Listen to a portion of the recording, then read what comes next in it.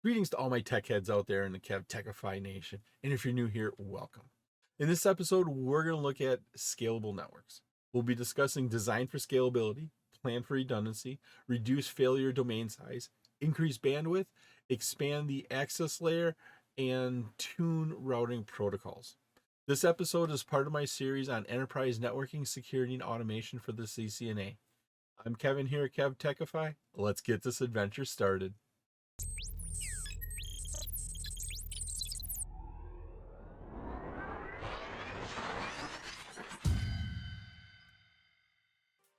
Scalability is a term here we can use for networks that can grow without losing availability or reliability. You can make your network better. You can make your network adapt to newer technologies without losing availability. You don't have to have downtime. Your workers aren't working. They're not making your company money. And you can have reliability, meaning that even though you made a change, it's still going to be up. And we can build in redundancy with that reliability. Part of your job as the network administrator, network designer, is to develop some strategies here to enable this network to be available and to be scalable and to do it effectively and easily. Now, to do this, what you need to do is look at redundancy, multiple links, scalable routing protocols, and finally, especially in today's world, look at having wireless connectivity. Redundancy can prevent a disruption of services, minimizing the possibility of a single point of failure. Now, to do that, what we have to do a lot of times is look at installing duplicate equipment.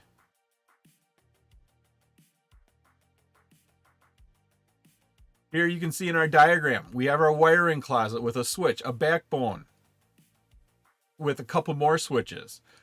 Installing that duplicate equipment here. So in the wiring closet, we went from just one switch, now we're up to two switches. On your backbone, from two switches to four switches, having that redundant equipment in there. So if one of these fail, the others will take over.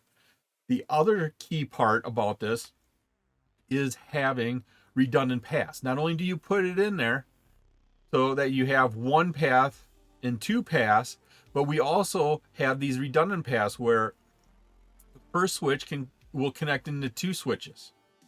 That second switch you just connected in, they will connect into two. So even if one of these paths goes down, we can still get all of our data through there.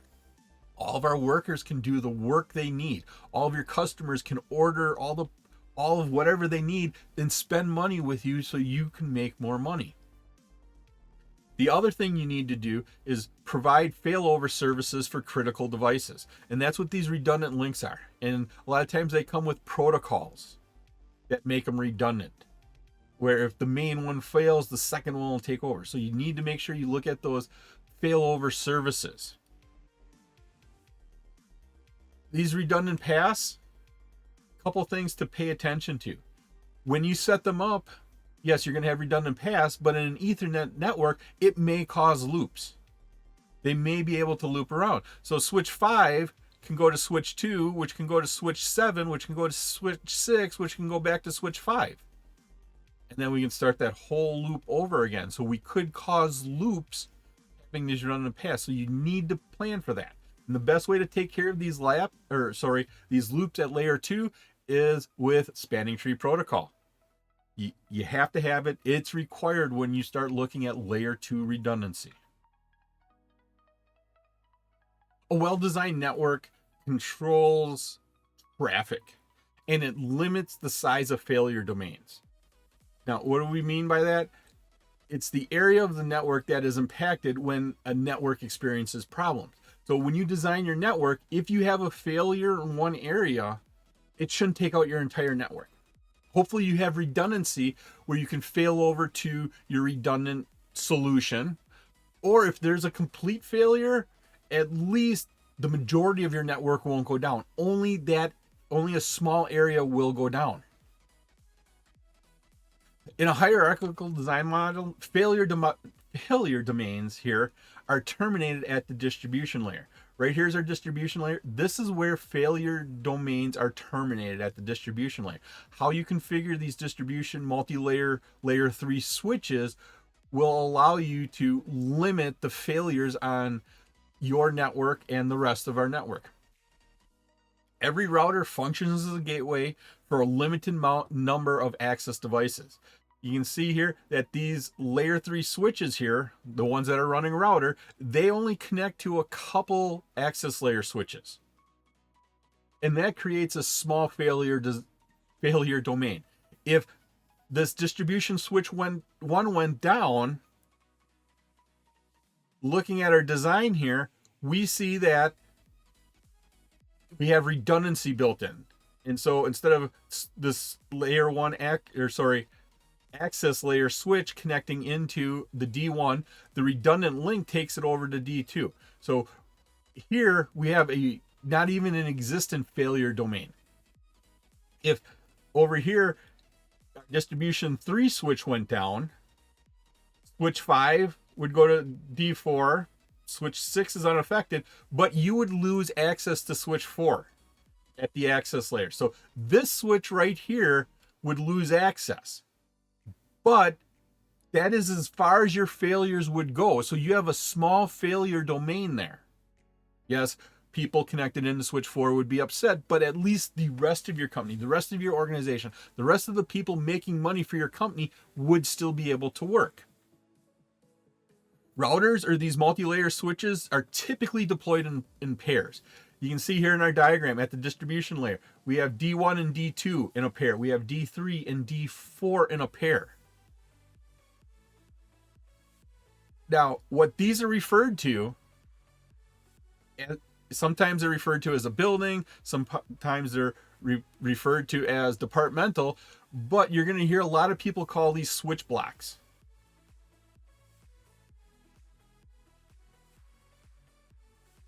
Switch blocks. Each switch block, it acts independently than the other one. So the switch block over here on the left is going to act independently than the switch block on the right. A failure of a single device does not cause the network to go down either. What we see here is in these switch blocks, you have to have multiple distribution devices. And if one of these goes down, your devices will still go up. And of course, if one of these goes down, you should have some sort of monitoring set up. You should have some sort of notification set up that all sorts of bells and whistles and lights start to go off that you lost a distribution switch. Yes, everything is fine. You're giving the illusion to your end users everything is fine, but you need to jump into action, get that distribution switch back up and going so you have your redundancy. Because if D1 goes down, you now have a central point of failure, and you want to make sure that you want to restore D1 as soon as possible so that you don't have that central point of failure anymore. I hope you're liking this episode on Scalable Networks. If you have the time, please leave a comment and let me know what you think about Scalable Networks. You can also visit my website at KevTechify.com for all of my details and how to get these episodes in video and podcast form. One of the things networks always need is more bandwidth. They need to get their data across there. Applications come out every day and they send out more amounts of information across the network. You need to get it across there. If a lot of applications are sending more and more data across there, you just need to push that as fast as possible. One of the things we can do as network administrators between our switches is set up something, do something that's called link aggregation. In the Cisco world, this is known as Ether channel. Creating an Ether channel. And what this does is allow you, the administrator, to increase the amount of bandwidth between devices by creating one logical link. And that's the key here, is a logical link. We have our switch. We have our access 1 switch down here. We have D1 over here, a distribution switch. We have D2 over here. These are all gig connections. So this is a gig connection. This is gig. This is gig. This is gig. Getting the amount of data across this one connection is 1 gig. But if that's always saturated and it's always full and your queues are full and it's just getting overloaded, that connection, what we can do is take a second gig link or gig link. And in the software, we can create a logical link. Instead of these physical links, we can create one logical link. Both of these end switches, so access 1, distribution 1, they would see this as one logical connection in the software. The advantage of that is this one logical connection now has the bandwidth of both of these added together. This would be a 2 gig connection. You can send twice as much data through there. Ether channel combines existing switch ports into one logical port. And how we do that is we use a port channel interface. And these are port channels that we create here. And so this is referred to as a port channel. Most configurations are done on that port channel instead of each individual port.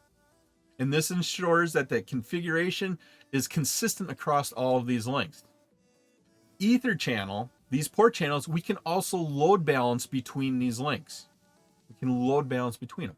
Here in this example, we're doing 2 physical ports together into one port channel. You can go up to 4 physical links. You can do up to 4 physical links. If you have gig switches, you could have this port channel be up to 4 gigs. And that would be a 4 gig connection. Downside is you have to use 4 physical ports for that. But now that one connection can handle 4 gigs of data going across it. An increasingly popular option to extend your access layer connectivity is through the use of wireless. Using these 802.1 standards to connect in devices through Wi-Fi onto your network. Wireless LANs provide increased flexibility, they reduce cost, and the ability to grow and adapt to changing network and business requirements. They provide flexibility. Somebody can go anywhere in the office and they can connect into your device on their mobile phone, on their laptop, on their tablet. It's reduced costs. With wireless being so prominent in today's network, manufacturers, as they manufacture them, the costs have come way down. And it's now a lot of times cheaper to install wireless than it is to install wired connections. Now, the wired connection, spool wire may cost between $100 and $150. You may have to get the ends to do that. But the big cost in installing that wired network is not the materials.